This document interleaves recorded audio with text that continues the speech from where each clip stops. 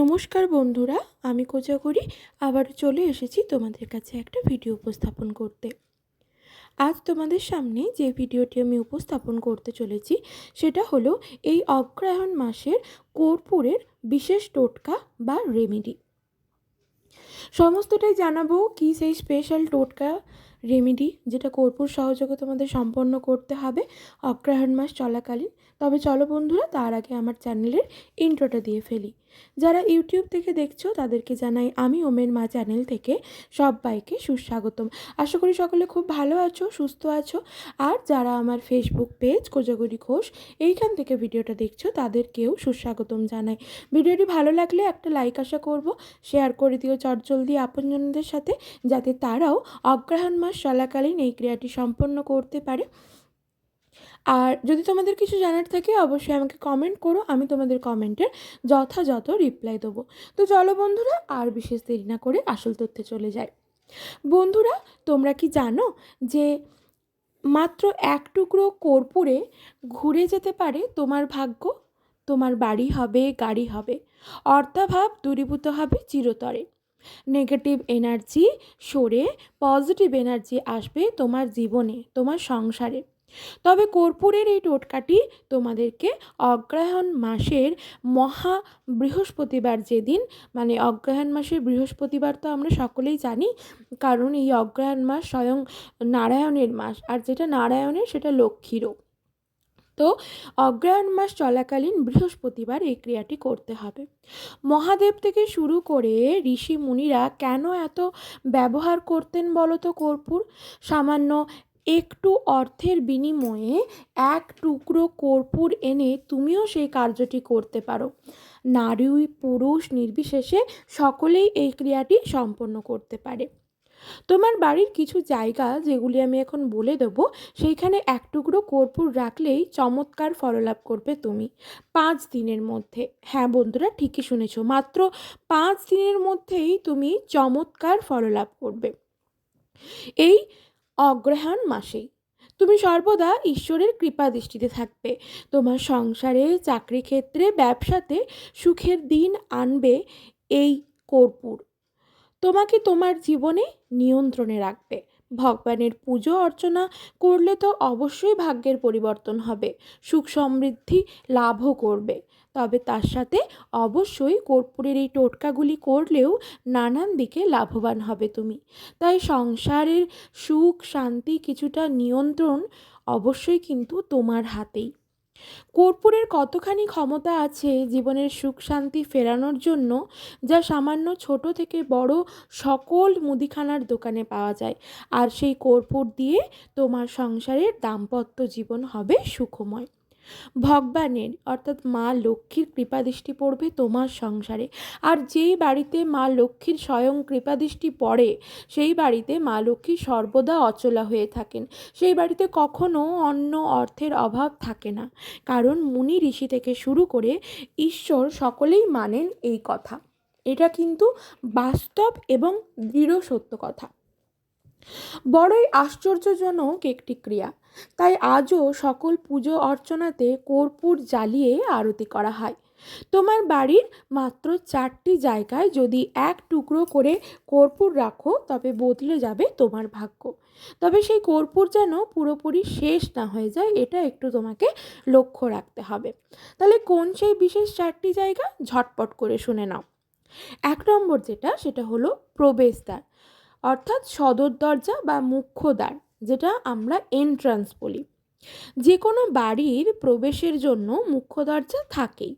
ভালো খারাপ সব কিছুতেই এই প্রবেশদ্বার দিয়েই কিন্তু তোমার বাড়িতেই কিন্তু প্রবেশ করে। তাই যদি প্রবেশদ্বারের যে কোনো জায়গায় এক টুকরো কর্পূর রাখতে পারো না, তবে যে কোনো নেগেটিভ বা অপবিত্র শক্তি কিন্তু নষ্ট হয়ে যাবে প্রতিনিয়ত। কুনজর কাটবে এই কর্পূরের দ্বারা। পবিত্র সকল জিনিস প্রবেশ করবে তোমার ঘরে। শুধুমাত্র এক টুকরো কর্পূর যে কোনো উপায়ে এই অগ্রহায়ণ মাসের বৃহস্পতিবার চলাকালীন রেখে দাও। আরেকটাও কাজ করতে পারো, একটা যদি তোমার মুখ্য দরজার ওপরে রাখার মতো সঠিক জায়গা থাকে, তাহলে চাটনির যে ছোটো কাঁচের বাটিগুলো হয় না, সেই কাঁচের বাটিতে হাফ বাটি জল পরিপূর্ণ করো, মানে হাফ পূর্ণ করো, অর্ধভাবে জলটা রাখো, খাবার উপযুক্ত জল অবশ্যই। এবং সেই জলের মধ্যে হয় 5টা, নয়তোবা 3টে, নয়তোবা 7টা কর্পূরের যে ট্যাবলেট কর্পূরগুলো হয় সেগুলো রেখে দাও। চেষ্টা করবে ভীমসেনীর কর্পূর রাখার। যদি ভীমসেনীর কর্পূর না পাও, সেক্ষেত্রে কিন্তু বাজারে চলতি ট্যাবলেট কর্পূর রাখলেও চলবে। এটা যদি তুমি 15 দিন অন্তর অন্তর বাড়ির মধ্যে কন্টিনিউ চেঞ্জ করতে পারো, অর্থাৎ মাসে 2বার করে যদি এটা তুমি মনে করে রেখে মঙ্গলবার এবং শনিবার এই 2টো বারের মধ্যে যে কোনো একটা বারে 15 দিন অন্তর অন্তর যদি করতে পারো না, ভীষণভাবে কার্যকরী হবে। বন্ধুরা, এই ক্রিয়াটা আমি নিজে করেছি। সকল রকম নেগেটিভ অর্জা থেকে তোমার বাড়ি দূরীভূত থাকবে। তাছাড়া তোমার বাড়ির সদস্যরা নেগেটিভ অর্জা থেকে দূরীভূত থাকবে এবং তোমার বাড়ির বাতাবরণ শুদ্ধ হবে, সবথেকে বড় যে জিনিসটা। 2 নম্বর যেখানে রাখবে সেটা হলো ঠাকুরঘর। প্রতি গৃহস্থ বাড়িতেই ঠাকুরঘর থাকেই। ঠাকুরঘর অতি পবিত্র একটা স্থান, তাই সেখানে যে কোনো স্থানে রেখে দাও এক টুকরো কর্পূর। সেটা ঠাকুরের পিছন দিকটাই হোক বা ঠাকুরের সামনের দিকটাই হোক, বা তুমি যে ঠাকুরের সিংহাসনে পাতনটা পাতো সেই পাতনের তলায় হোক, এতে কিন্তু মা লক্ষ্মীর কৃপা দৃষ্টি লাভ হয়। আশা করি আমি বোঝাতে পারলাম। ঠাকুরঘর আমাদের অতি পবিত্র স্থান। ঠাকুরঘরের মধ্যে যে কোনো একটা জায়গা নিশ্চয়ই থাকবে। তুমি একইভাবে ওই ঠাকুরঘরে কী করো, প্রত্যেক বৃহস্পতিবার একটা করে কর্পূর রেখে দাও। প্রত্যেক বৃহস্পতিবার সেই কর্পূরটা আবার ফেলে দেবে। কর্পূর এমনিতেই উবে যায়, যদিও বা একটু টুকরো রয়ে যায় তো সেটাকে তুমি ডাস্টবিনে ফেলে দেবে, তারপর আবার একটা কর্পূর রেখে দেবে। এটা কিন্তু প্রত্যেক বৃহস্পতিবার করবে, দেখবে কতটা ভালো কার্যকরী ফললাভ করো তুমি। হ্যাঁ, মিরাকেল ঘটবে, 100% মিরাকেল ঘটবে তোমার জীবনে। 3 নম্বর সেটা হলো রান্নাঘর। তোমার রান্নাঘরে নিশ্চয়ই তোমার নানান রকম মশলার কৌটো থাকে, এটা সবার বাড়িতেই থাকে। সেই মশলার কৌটোর পাশাপাশি যদি কর্পূরের একটা কৌটো রাখতে পারো, কিংবা কর্পূরের কৌটো রাখতে যদি অসুবিধে হয়, যদি এক টুকরো কর্পূর রাখতে পারো, ভীষণভাবে উপযোগী হবে। বন্ধুরা, কথিত আছে আগুন অর্থাৎ অগ্নিদেবতা এই কর্পূরের জন্যই কিন্তু তুষ্ট থাকেন। তাছাড়া মা লক্ষ্মী সন্তুষ্ট হন। আমরা জানি রান্নাঘরে মশলাপাতির সমস্ত জিনিস বলো, সেটা মা লক্ষ্মী সেখানে বিরাজমান থাকে। রান্নাঘর মানেই সেখানে মা লক্ষ্মীর বাস। তাছাড়া বিজ্ঞানসম্মত দিক যদি ধরতে যাও, যদি সায়েন্টিফিক কারণ হিসেবে ধরতে যাও, সেখানে জানবে রান্নাঘরে কর্পূর থাকলে না পোকা মাকড়ের উপদ্রব থেকে খুব সহজেই মুক্তি পাওয়া যায়। তাছাড়া কর্পূর যদি রান্নাঘরে রাখতে পারো, কখনো তোমার ঘরে, তোমার সংসারে খাবারের অভাব হবে না। তোমার সংসারে মা অন্নপূর্ণার কৃপা দৃষ্টি পাবে। তোমার সংসার সর্বদা অন্ন অর্থে পরিপূর্ণ থাকবে। আর যেই সংসারে অন্নের অর্থের অভাব থাকে না, সেখানে আর কিসের অভাব? আশা করি বোঝাতে পারলাম। এরপর লাস্ট যেটা 4 নম্বর, সেটা হলো আলমারি। তোমার আলমারি অর্থাৎ তুমি যেখানে টাকা রাখো, সেখানে এক টুকরো কর্পূর রাখতে বলছে বাস্তু বিশেষজ্ঞরা। ফলে মা লক্ষ্মী খুশি হবেন, সাথে অর্থের আগমন ঘটবে। কুবের দেবের আশীর্বাদ লাভ করবে তুমি। ধনসম্পত্তির কোনো অভাব হবে না তোমার জীবনে। অকারণে অর্থ ব্যয় হবে না। ধনলক্ষ্মীর প্রচুর কৃপা ও আশীর্বাদ লাভ করবে এক টুকরো কর্পূর রাখার কারণে। অর্থ ব্যয়ে হ্রাস টানা যায়। এমনকি বিশ্বাস করেন জ্যোতিষরা যে অর্থ লাভের জন্য, যদি মা লক্ষ্মীকে সন্তুষ্ট করার জন্য এক টুকরো কর্পূর রাখা যায়, ভীষণভাবে অর্থের টানাপোড়েন থেকে আমরা কিন্তু বেরিয়ে আসতে পারি। আমাদের অহেতুক নানান রকমভাবে অর্থ ব্যয় কিন্তু মাঝে মধ্যে হয়েই যায়।